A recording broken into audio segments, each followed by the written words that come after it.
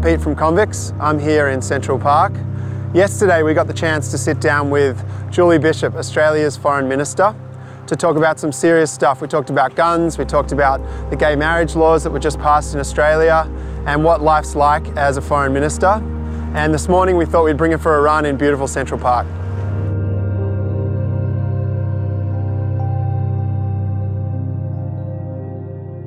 Would you rather go on your morning run with President Donald Trump or Vladimir Putin? It depends if I wanted to win the race. I'm not sure that President Trump is a runner, and I suspect President Putin is.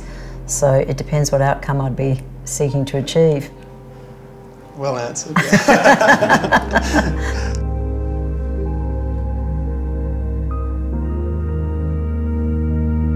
What's a day like for you in New York City? Back-to-back meetings. Yeah. It starts invariably with a run from where I'm staying to Central Park and back, jumping the lights to make sure that you don't have to stop. Yes.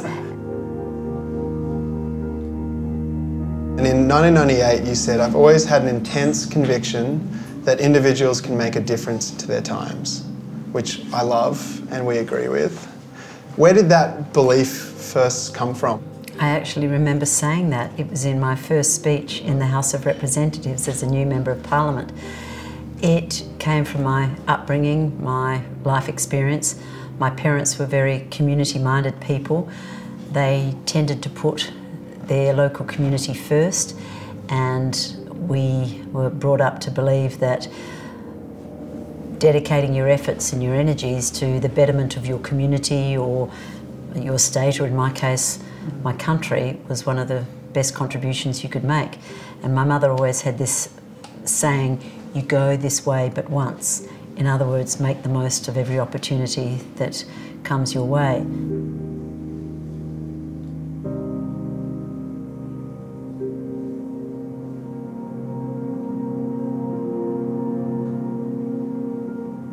What was life like for you as a kid in, it was Adelaide where you were born, I believe? I grew up in the Adelaide Hills on an apple and cherry orchard, and I had an extended family. My grandparents and uncles and aunties and cousins, we all lived on the one property, and I had siblings, so it was a big community, an extended family that all pitched in and worked very hard.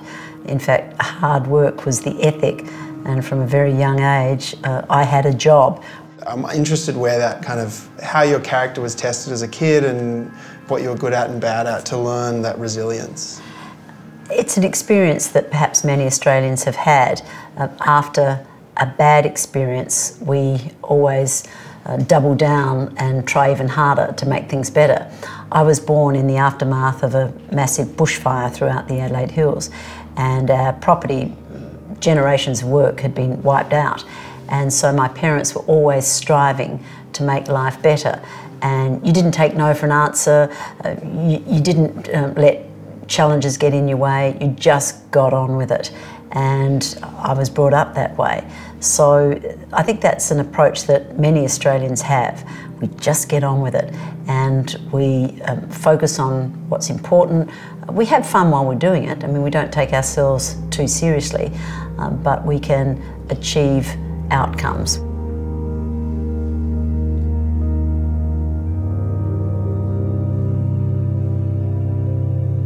Are you able to take that into politics every day? And you know, for the last, I think it was 20 years ago that you said that, and I even read that you were a little sceptical of politics at the time maybe, but are you able to continue to kind of breathe that same enthusiasm and inspiration into daily life? Yeah, 20 years on, I'm still as enthused and challenged and energised by political life as I was when I first went in. Of course, if I knew then what I know now, I might have done things differently, but the experience has been overwhelmingly positive for me, and I'm still driven by that desire to make a difference, to influence outcomes for the better. And in my current role, I'm able to do that day by day.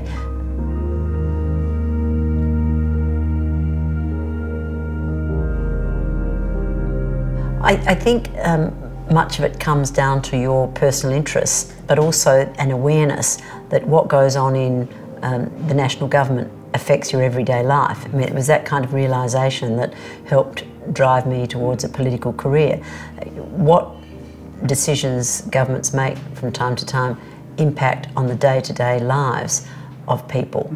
And so if you get better policy makers, better decision makers, better regulators, then hopefully the better outcomes for people.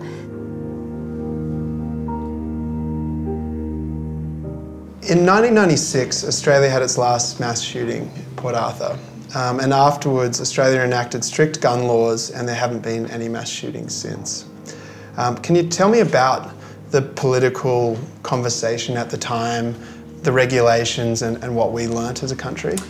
It was just before I went into politics, so that was 1996, the first term of the new Conservative government, the Howard government, and it was a shocking, tragic incident at Port Arthur at a tourist attraction where a lone gunman killed a number of innocent civilians, and it shocked the nation. I recall it so well. And then 2 years later I was in politics and we were still discussing and debating the changes that had been made. The Prime Minister at the time led reforms to gun laws. He made them national, and there was a ban on certain types of weapons, and then there was a massive gun buyback, and millions of weapons were handed in under this buyback scheme. But most importantly, it was the change of culture. I think people realised that these terrible incidents could happen in Australia, and we had to do as much as we were able to prevent it happening again. And so while there were criticisms and there were campaigns against, campaigns for, the government had the conviction that changing the laws was the right thing to do for Australia. We don't presume to lecture other countries about their laws, their constitutional outlook. All we can do is offer our experience. This is what happened in Australia, this is how we responded, this has been the outcome.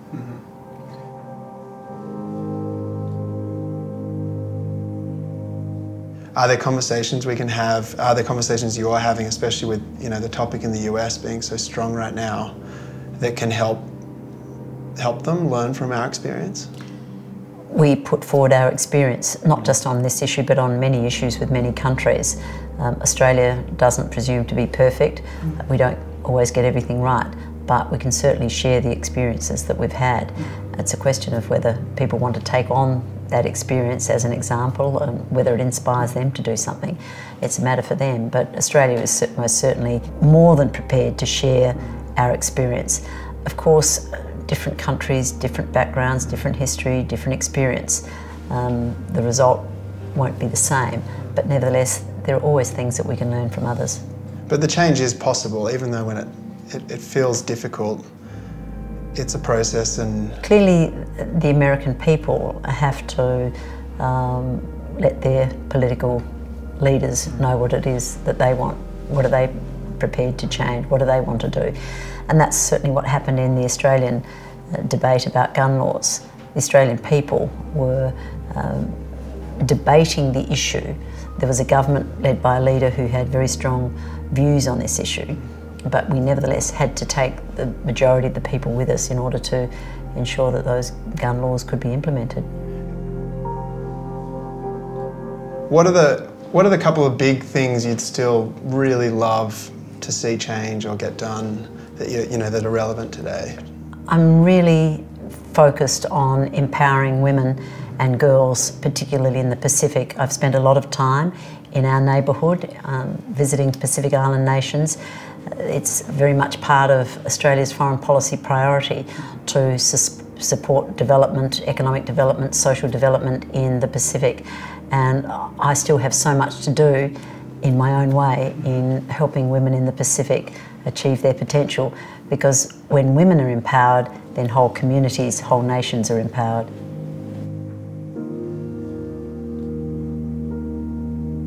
I've been in politics for a long time now, and I've survived, and so resilience is an important characteristic. But role models are important, and so often if you can't see somebody in a particular role, you can't imagine yourself in it. So to see the first female foreign minister, I hope makes other women and girls think, yeah, I could do that too. Criticism is something you have to deal with as a public figure. How do you shake it off and not let the small stuff get in the way of the big stuff? At the end of the day, you have to set your own standards and live by your standards. You can't possibly live by the standards that others set for you and so often don't meet themselves. So it's a question of your own judgment, your own self-belief, and trusting people who have your interests at heart. If they criticise you and say, look, Julie, I really think you should consider a different path, or why don't you do this differently? If you respect their opinion, then you grow as a person, but you can't let others define who you are.